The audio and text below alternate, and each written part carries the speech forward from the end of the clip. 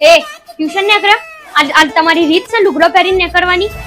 બદલ જા પેલો આખો પેલો ડ્રેસ લઈ આલ્યો છે ને પેર ચલ કાઢા બધું જ્યારે હોય ત્યારે બસ આટલો કતીલો ટેણિયા લુગડો પહેરીને હેડવા માંડવાનું લઈ આલીએ ને એક ડખો સતાનો ચોખ્ખા શબ્દમાં કીધું તું લીધું ને ત્યારે કસને ચોક બહાર જઈએ ને ફરવા તો જ પહેરવાના સિમનીમ નથી પહેરવાના ઘરમાં તું આવી રીતે પહેરે નહીં પોહાય નકર આવો દે રાત્રે તારા બાપાને પટ્ટા લાલ કરાવી દે બરાબર ની હા ખબર નહીં હોય તને હજી તું મને ઓળખતી નહીં મૂકું તાણ હું